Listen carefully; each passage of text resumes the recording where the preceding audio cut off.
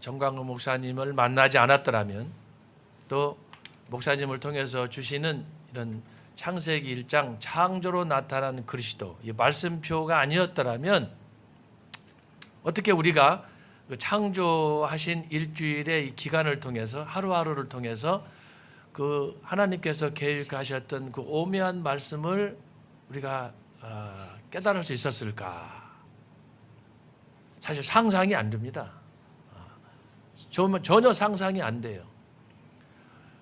엊그저께 첫째 날, 둘째 날 했지만 오늘 일곱째 날, 벌써 8번째 시간인데, 그 매 시간마다 빛과 궁창과 물과 1월 성신, 생명체, 사람, 안식일, 이 과정을 통해서 어떻게 하나님께서 자연의 창조인데, 그 일반 은총을송을 통해서 우리에게 주신 말씀인데, 그걸 통해서 전 목사님이 그 비하인드 스토리, 거기에 담겨진 내면의 의미를 이렇게 예수 그리스도의 구속사와 또 우리 신약 시대를 살아가는 우리 성도들에게 어떻게 이것을 적용하며 살아갈 수 있을까를 분석하고 이걸 도표로 만들어서 우리에게 도전하셨는지, 저는 이 자체가 사실은 이해가 안 되고, 그러면서도 이 말씀을 주신 전 목사님한테 정말 감사하고, 특별히 우리 교수님과 더불어서 이렇게 말씀을 나누는 가운데 참 제가 행복을 느끼고 감사하고 참 그런 마음이 있습니다.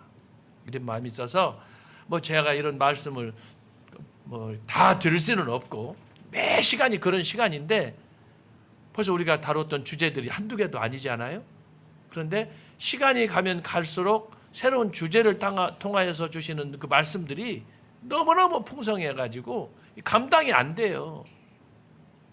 그래서 제 마음속에 그 감사와 그 감격을 제가 여러분들에게 말씀을 드리는 거고, 아마 우리 교수님들과 더불어 말씀을 나누는 매 시간 기다리는 분들도 계시겠지만 직접 들으면서 아마 저와 똑같은 그런 생각으로 임하시리라 믿습니다. 오늘 일곱째 날 안식이고, 또 보면은 예수 그리스도의 구속사와는 영원 무궁, 그리고 마지막 궁극적으로는 평안이다라는 것인데, 이것을 우리가 창조 사역을 통해서 하나님께서 주셨던 그걸 통해서 결국은 뭐냐? 하나의 지식으로 알면은 아무런 소용이 없습니다.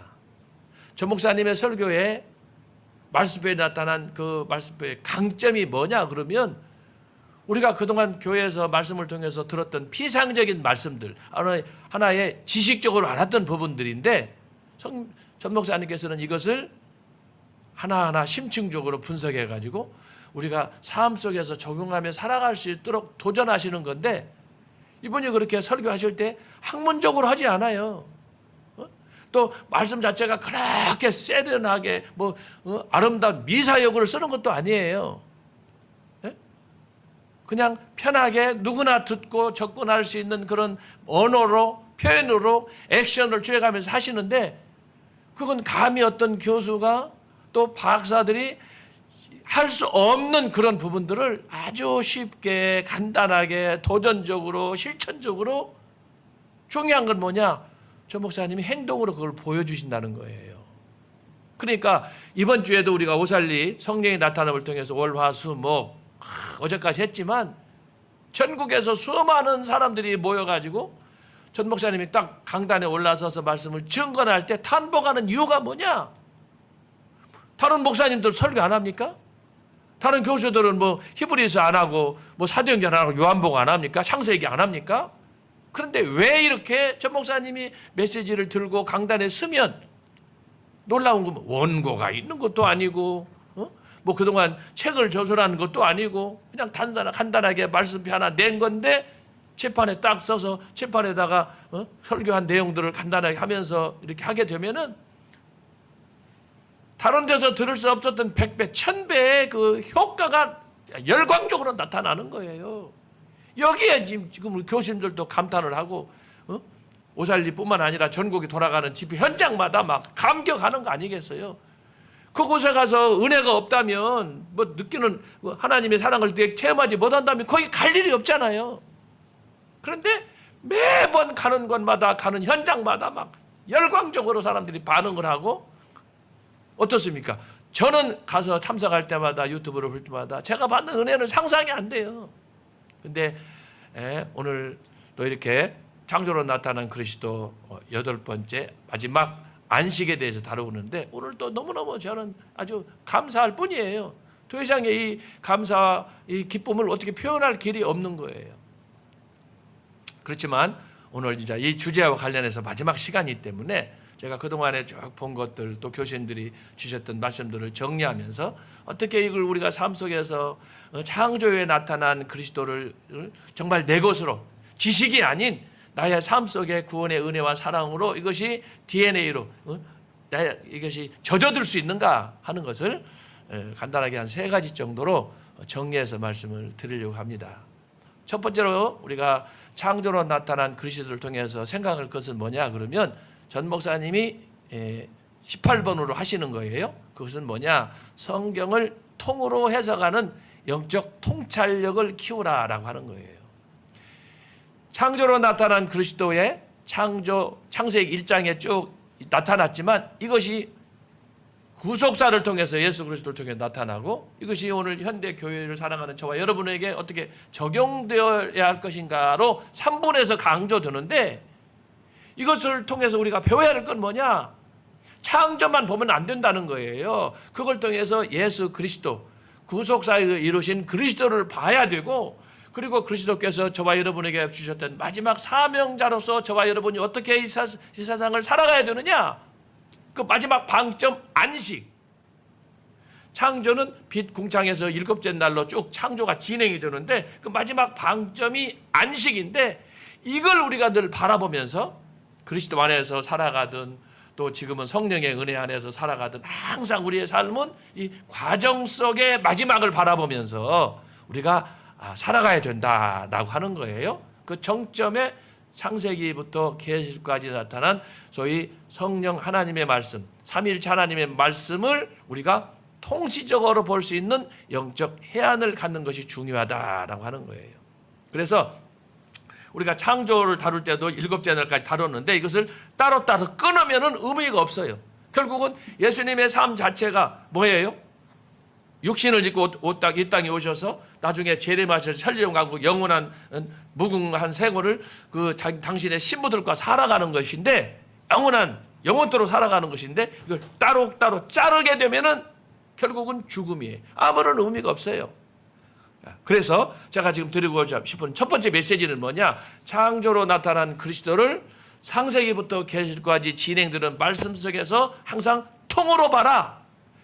이것은 영적인 그런 통찰력을 여러분 스스로 키워라 라고 하는 것을 제가 말씀드리는 거예요. 그래서 재밌는 건 뭐냐면 창조로 나타난 그리스도 그래서 우리가 창세기 1장을 봤는데 자 그러면 요한계시록 마지막을 한번 보겠습니다. 성경 마지막은 우리에게 어떤 메시지를 주는가 이걸 보면은 우리가 기억할 수 있어요. 계시록 22장입니다. 계시록 22장에 보면 특히 19절부터 읽겠습니다. 19절. 자, 창세기 20장 19절. 자, 만일 누구든지 이 책의 예언의 말씀에서 제하해 버리면 여기 책의 예언의 말씀이라는 것은 모든 말씀 신구약 성경을 말씀하는 거예요. 조금 전에 우리 변소부 교수님께서도 말씀하셨지만 구약과 관련해서 신약과 관련해서 말씀하셨듯이 그래서 이 책의 예언의 말씀에서 제하해 버리면 모든 성경 예수님께서도 요한복음 5장 39절에서 말씀했잖아요. 모든 성경이 당신에 대해서 말씀하셨는데 여기 계시록 마지막 마무리예요. 만일 누구든지 책의 예언의 말씀에서 제하여 버리면 제하면 안 된다는 거죠. 그리고 하나님이 이 책에 기록된 생명나무와 및 거룩한 성에 참여함을 제하여 버리시리라. 그러니까 말씀대로 살 것을 강조하는 것 아니겠습니까? 그래서 오늘 창세기에서 창조로 나타나셨던 그 그리스도께서 예수님께서 친히 마지막 사도 요한을 통해 주셨던 계시의 말씀 그래서 이 말씀의 예언의 말씀을 철저하게 붙잡고 말씀대로 살아갈 걸 그야말로 1.1획이라도 예수님께서 마태복음 5장에서 말씀하셨잖아요. 산상수훈 강의하실 때 1.1획이라도 이것을 이루기 위해서 오셨기 때문에 예수님 당신께서 스스로 그렇게 하셨어요. 율법의 완성으로 오셔서 그것을 친히 이루기 위해서 스스로 십자가를 지고 골고다에 죽으셨기 때문에 그 모든 과정은 그래서 창세기부터 계시록 지금 있는 이 말씀까지 항상 통으로 이걸 이해하려고 하는 그런 영적 통찰력을 우리가 가져야 된다. 이것을 우리에게 모범으로 보여주신 분이 누구냐? 전광훈 목사님이라는 거예요. 아까 조금 전에도 우리 손은배 교수님도 말씀하시잖아요. 기독교 2000년 역사 동안에 이런 일을 뭐 여기 계시는 분들도 다 공부도 하고 여러분들도 개인적으로 공부하시겠지만 이런 얘기 전광훈 목사 외에 다른 데서 하는 거 들어봤습니까? 일반 주석에도 없어요. 논문에도 없는 내용들이에요. 그런데 이것을 어떻게 말씀표를 정리해가지고 한두 편이 아니잖아요. 말씀표만 지금 100여 편이 나와 있는데 뭐 우리가 지금 공부했지만 뭐 만유 회복이니 7대 제사니 또 5대 절기 제사니 절기니 이거 보세요. 상상이 안 되는 거예요. 그런데 이것을 일부만 아직 나온 건데 참 우리가 이것을 보면서 우리가 이 말씀을 붙잡고 정말 하나님께서 전모 목사님에게 주셨던 이 영적인 해안과 능력과 성령의 은혜를 우리가 주도록 우리가 기도하고 그래서 하나하나 이 주제를 따라서 페이지를 볼 때마다 넘길 때마다 제가 어제도 저기 오살리에서 성령이 나타날 때도 말씀했지만 저와 여러분에게 간절히 바라고 소망해야 될 것이 다른 거 없어요. 돈을 가진들 명예를 누린들 무슨 소용이 있습니까? 이 그리스도의 은혜를 안 하나님의 은혜를 안 사람에게는 다른 거 필요 없어. 주여 이 은혜를 나에게 주시옵소서. 그래서 아까 변수목 교수님께서도 시편을 읽으셨잖아요. 시편 119편 18편 이거 하나면 끝나는 거예요. 다시 한번 읽겠습니다. 시편 119편 18편이에요. 이걸 저와 여러분이 간절히 소원하면서 이걸 이루어야 되는 거야. 시편 119편 18편 자 이게 보면은 자 내 눈을 열어서 주의 법에 기이한 것을 보게 하소서. 저 목사님 엊그저께도 바디메오 얘기하셨잖아요. 열려라. 바디메오 그렇게 제자들이 말려가고 그런데도 예수님 만나고 싶어하는 그 간절한 열망 때문에 제자들은 그를 통제했지만 예수님께서 야 불러봐라. 왜 그러느냐? 마침 눈을 내 소원이 뭐냐 해서 눈을 뜨게 하잖아요. 그래서 바디메오가 눈을 뜬 것처럼 저와 여러분도 영안이 열려서 뭐 육신으로 영아 1.0, 2.0 이게 중요한 게 아니에요. 우리의 속 사람이 새로워지는 이런 기적을 우리가 체험해야 되기 때문에 그래서 시편 119편 18편은 굉장히 중요한 말씀이야. 주여 내 눈을 열어서 바디메오처럼 새로운 세계를 보게 하시고 당신께서 기록하신 말씀을 새로운 그 깊은 오묘한 뜻을 알게 하시고 그것이 쟁점이 뭐예요?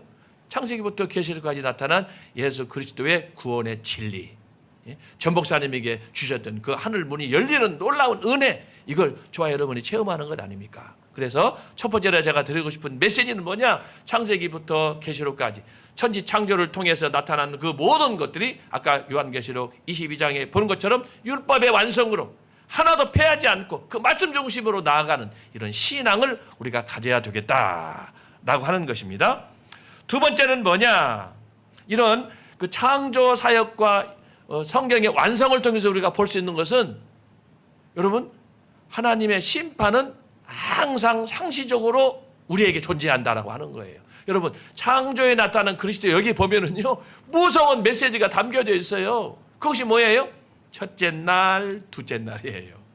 첫째 날, 둘째 날, 그리고 셋째 날 탄생, 죽음, 부활로 가는 거예요. 여러분 이 속에서 항상 끝만 보지 마세요. 안식만 보면 안 돼요. 여러분이 안식을 하려면 오늘 하루 동안에 일한 것들이 마음의 자유와 평안과 적어도 여러분의 구원이 이루어질 때 안식하는 거예요. 그렇죠? 그래야 잠자리 들 때 다리 뻗고 자는 거지. 만약에 여러분 오늘 하루 동안 일을 했는데 뭐가 하나 잘못됐다. 뭐 관계가 잘 틀어졌다. 그럼 잠이 옵니까? 안 되잖아요. 그런데 오늘 주제가 안식인데 저와 여러분이 진정한 안식을 누리기 위해서는 뭐가 필요하냐? 첫째, 둘째, 셋째, 넷째 날의 그 과정 속에 담겨진 가장 중요한 포인트가 뭐예요? 둘째 날이에요. 둘째 날. 죽음이에요. 구원과 죽음. 빛이 있으라. 궁창이 있으라. 하나님께서 창조하셨는데 이 두 번째 이 죽음의 관문을 지나야 되는 거예요. 예? 이것을 전 목사님은 자아 파쇄라고 하잖아요. 특히 소재할 때 이 가루처럼 막 망가지고 깨지는 분해되는 그런 거. 아이고 제가 그거 설교 말씀 들으면서 막 미치겠더라고. 여러분 삶 속에서 지금까지 제일 힘들고 어려운 게 뭐예요? 자존심 아니에요? 이거 죽일 수 있어요? 이것 때문에 저와 여러분 늙어가는 거예요. 만물도 피곤해하는 거예요. 그것이 결국 하나님 앞에 원죄로 하나님 앞에 범죄한 죄예요. 자존심 못 버려가지고. 그러면서 우리가 은혜를 사모하면 되겠습니까? 그래서 오늘 일곱째 날 안식으로 가는 과정에 있어서 우리가 겉으로 드러나는 것만 아이고 내가 너에게 주는 평안은 세상이 주는 것과 같지 않다. 예수님께서 말씀하시고 그래서 예수 안에서는 참 평안과 축복과 무궁무진한 은혜가 있지만 그것을 체험하고 누리기 위해서는 반드시 뭐가 필요하다? 첫째, 둘째, 셋째 과정을 거칠 때 여기서 죽어가는 건 뭐예요? 완전한 자아 죽음이 여기서 예수님께서 갈보리 십자가에 달려서 죽으신 것처럼 여기 둘째 날의 궁창과 죽음과 분리를 통해서 저와 여러분이 완전히 파쇄되는 이런 고난과 어떤 그 자기 처절한 자기 모멸 이런 것들이 여기서 극복이 돼야 되는 거예요. 그래서 여러분이 신앙생활하면서 교회생활하면서 그냥 좋게 할렐루야 은혜 주시고 뭐 계시 받고 말씀 주시고 그것만 사함하면 안 돼요. 그 과정에 반드시 둘째 날 분리 죽음을 여러분들이 겪고 나서 그래서 그래야 죽을 때 부활도 승천도 오순절도 하나님 은혜를 체험하기 때문에 그래서 우리가 완전한 자기 파멸에 이를 때 예수님처럼 이렇게 십자가에서 완전히 자기를 이루시고 내가 모든 하나님의 언약을 이루었다. 내가 다 이루었다라고 죽으신 그 예수님처럼 저와 여러분이 하루하루를 살아가는 가운데 이 말씀 붙잡고 주여 오늘 또 부족하지만 당신의 뜻 이루었습니다. 이루지 못했지만 때때로 최선을 다했습니다. 주여 나를 주여 죄인을 불쌍히 여겨 주옵소서. 그럴 때라도 내가 비록 부족했지만 안식이 오는 거예요. 그러나 교만한 놈, 좀 세게 하자면 교만한 새끼들은 어떤 새끼들이에요? 지가 다 하나님 되는 거예요. 은혜는 사모하는데 죽지는 않아. 제가 어렸을 때 아버님이 닭 잡는 법을 가르쳐줬어요. 닭 잡는 법을 가르쳐줬는데 닭을 잡을 때 어떻게 해요? 그 닭장 안에 있으면 해서 한 마리 잡잖아요. 특히 암탉이든 토종닭이든 딱 잡으면은 닭을 잡을 때 어떻게 잡느냐? 목을 아버지가 잡는 걸 보니까 목을 딱 잡아가지고 비트는데 우두두둑 소리 하면서 이거 360도를 돌리더만. 그런데 적당히 90도 돌리면은 닭이 안 죽어. 꾀꾀. 그런데 한 번은 아버님이 돌리시다가 저한테 주면서 한번 맞아 돌려보라는 거야. 제가 그걸 놓쳤잖아요. 이놈은 장닭이 도망가가지고 부엌 속으로 들어가가지고 지금까지 전화가 없어. 돌릴 때 완전히 해가지고 우도독하면서 이걸 부러뜨려가지고 이걸 해서 그러면 죽어야 뜨거운 물에다가 딱 녹여서 튀겨가지고 털을 뽑잖아요. 그래야 이제 우리가 통닭을 하든지 닭도리를 하든지 할 거 아니겠어요? 안 죽는 거예요. 내가 닭 한 마리도 못 죽는데 내가 죽어야 되는데 자아 파쇄를 하고 완전히 이게 분쇄가 돼야 되는데 이게 제일 고질병이 이 자존심 이거 하나 때문에 안 되는 거예요. 교수고 나발이고 다 소용없어. 목사고 박사고 이것 때문에 나라가 분열하고 이것 때문에 교회가 분열하고 지금 교회 밖에서 떠드는 몇 놈들이 있다고 그러더라고. 지금도 그 새끼들이 어떤 새끼들이야? 죄송합니다. 잘 원래 욕 안 하는 사람이야. 이야 안 죽어서 그러는 거예요. 여러분 죽은 자는 말이 없어요. 그런데 왜 우리가 이렇게 말이 많고 변명이 많고 자꾸 뭐 교회만 그런 줄 알았더니 요즘에 무슨 뭐 당들 국민의힘인지 뭐 무슨 뭐 더불어당인지 보면은 말잔치인데 다 쓰레기 같은 얘기들만 오고 가는 거야. 목사 어떻고 장로는 뭐 그러면 뭐 정치해야 되고 목사는 정치 안 하는 거예요? 장로는 뭐예요 그러면? 다 그 사람이 옛날 교회 다니고 주일학교 다녔을 때도 장로 집사 했을 때 교육 받았을 거야. 성경적인 원리에 장로와 목사는 어떤 차이가 있는가? 똑같은 거예요. 직분으로 이걸 하고 안 하고를 나누면 안 되는 거야. 우리는 만인 제사장이에요. 지가 뭐 장로가 되고 뭐 집사 되면 똑똑해가지고 그래? 그럼 목사는 그러면 벙어리로 살아야 돼? 나라가 썩어가고 죽어가고 있는데 개자식들 말이야. 죄송합니다. 내가 지금 막 열받았어요. 오늘 안식을 해야 되는데 안식이 안 돼. 안식을 하게 만들어줘야 할 거 아니야. 그런데 이제 뽑아주니까는 가면 배신하고 말이야. 제가 일전에도 전 목사님께 들었어요. 전 목사님의 도움을 안 받은 사람들 없더만 유튜브에서도 수많은 사람들 줬더라고. 근데 그 새끼들이 나가가지고 엉뚱한 데 한다는 거야. 나는 그 사람들을 몰라. 난 늦게서 이제 등록을 했기 때문에 잘 모르지만 여러분 그러면 안 되는 거예요. 절대 인간관계에서 우리가 기억해야 할 것은 의리를 배반하면 안 되는 거야. 아쉬울 때는 손 벌리고 도와달라고 그러고 도와주면 배신하고 이 나쁜 이런 행동들을 버려야 돼. 왜 그러느냐? 둘째 날을 넘지 못해서 그러는 거야. 첫째 날 빛이 오라니까 할렐루야 해놓고 둘째 날 죽어라 안 죽는 거야. 그러다 보니까 나가가지고 여러분 교회에서 은혜 받지 않은 사람이 어디가 있어요? 세례 받지 않은 군대 가면은 뭐 거기 3,000명 5,000명씩 막 합동 세례 주잖아요. 근데 그 사람들이 교회 다닙니까? 나중에 길 가다가 물어보면 자기가 나한테도 그런 얘기 하더라고. 가끔 멋진 사람 만나면은 사실은 내가 옛날 군대 다닐 때 합동 세례 받았습니다. 그러면 지금 뭐야? 교회 졸업한 지가 30년 40년 됐다는 거예요. 그러면 이게 분리가 된 거예요? 죽은 거예요? 행세를 하는 거지. 뭐 작년인가 재작년에 어떤 뭐 당의 대통령 후보도 그러더만 분당에는 무슨 교회 나갔는데 거기 잘다. 근데 그 교회 목사님이 선포했잖아요. 우리에게 등록만 해놓고 안 온 지가 벌써 몇십 년 됐다는 거야. 이런 사기치면 되냐고. 그렇게 해가지고 직분 뭐 집사들 장로도 받아가지고 사기치고 권력 누리면 뭐해요? 이게 쓰레기지. 내가 오늘 안식하는데 내가 안식이 안 됩니다.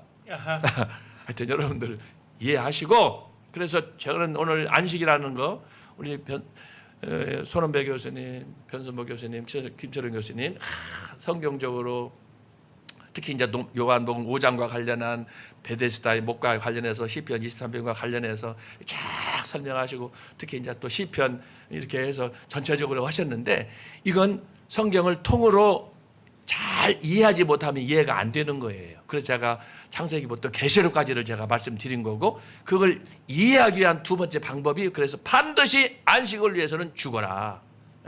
죽은 자는 말이 없으니까 그렇게 해서 가야 된다.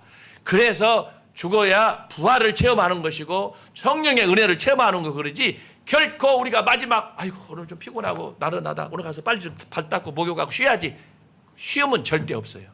거기서는 안식이 되지 않는 거예요. 이것이 세상이 주는 안식과 성령 안에서 말씀이 주는 예수님 안에서 우리가 얻는 안식과는 차이가 있다는 거예요. 세상 사람 돈 좀 얻으면 안식할 수 있어요. 아이고 기분 좋다. 그러나 우리는 그거에 만족하지 않아요. 눈에 보이는 현상에 우리는 만족하지 않아요. 여러분 은혜 받으면은 은혜가 뭐 50, 뭐 한소콜이 들어옵니까? 뭐 깡통으로 들어옵니까? 뭐 트럭으로 들어옵니까? 그걸 알 수 있어요? 보이지 않아요. 그러나 주님께서 저와 여러분에게 주시는 안식은 보이지 않아도 만질 수 없어도 스스로 마음으로 느끼는 거예요. 그 차이는 아무도 알 수 없는 거예요. 그렇기 때문에 그런 영적인 무게, 영적인 파워, 이 힘은 저와 여러분이 각자 다르게 소유하고, 그래서 그것을 은사를 따라서 또 직분을 따라서 우리가 하기 때문에 이런 어려움 가운데서도 우리에게 화살처럼 막 도전하고 하는 것이, 그런 어려운 위기 속에서도 우리가 감사하면서 헌신하면서 애국운동하는 이유가 뭐냐? 그래서 하는 거예요. 그래서 여러분들이 이 부분을 잘 생각해서 저와 여러분이 그리스도 안에서 안식하기를 원해요. 천지창조 7일처럼 하나님께서 아까 창세기 2장 1절 2절 3절에서 말씀한 것처럼 그런 안식이 저와 여러분에게 있었으면 좋겠어요. 소원이야. 성경의 마지막 피날레도 바로 그것이 영원 무궁토록 우리가 그리스도의 신부로 살아가는 것이 저와 여러분의 꿈이에요. 그렇게 하려면 반드시 죽음의 관문을 통과해서 그리스도의 은혜로 부활하고 승천하는 이런 영적인 은혜를 체험한 다음에 우리가 누리는 거다. 이거 세상적인 것과 가치가 다른 거예요. 그래서 이것을 여러분들이 깊이 깨닫고, 마지막 세 번째는 뭐냐? 그럼 우리가 어떻게 살 것이냐? 안식하는 사람은 진정으로 자아를 파쇄하고 정말 주님과 함께 살기를 원하는 사람, 진짜 안식의 의미가 뭔지 아시죠? 자유예요. 그래서 여러분이 늘 마음속에 감사와 기쁨으로 이렇게 우리가 안식할 때 내 마음속에 참된 기쁨과 감사가 있는지, 찬양이 있는지, 그것은 예수님의 십자가의 은혜로 저와 여러분들이 구원받고 날마다 실패하고 좌절하지만 매일매일 주시는 하나님의 이슬 같은 은혜로 살고, 예? 그래서 우리 구약에도 또 신약에도 표현한 그 표현이 있지만 에베네셀의 하나님, 여기까지 인도하신 하나님 늘 감사하시기 바랍니다. 두 번째는 뭐예요? 임마누엘의 하나님. 임마누엘이 뭐예요? 하나님께서 지금 나와 함께 하시는 은혜예요. 내일 염려되냐? 여호와 이레. 하나님께서 나의 가는 길에 모든 일들을 계획하시고 내가 생각하지 못한 것까지라도 예비해서 하나님께서 선물로 주실 것이다. 그때 안식이 오는 거예요. 그래서 참된 안식을 위한 이해를 위해서 제가 오늘 세 가지로 말씀을 드렸고, 결론적으로는 그래서 하나님께서 에베네셀 여기까지 나를 인도하셨다. 감사하세요. 두 번째, 오늘 비록 내가 힘들고 불족하지만 나와 함께 하시는 임마누엘의 하나님, 감사하시기 바랍니다. 내 가는 길을 나도 예측할 수 없어요. 그러나 주님께서 시편 23편에 주신 말처럼 나는 부족함이 없어요. 여호와여 나의 목자시니 내게 부족함이 없으리로다. 그래서 늘 감사와 찬양이 넘치는 여러분들 되시기를 바라고, 특별히 창조로 나타난 그리스도, 전 목사님을 통해서 주셨던 이 놀라운 압축된 성경의 진리, 이 비밀을 여러분들이 잘 이해하고 묵상함으로 인해서 좀 더 성숙한 하나님의 사람들이 되기를 주님의 이름으로 축원합니다. 아멘. 감사합니다.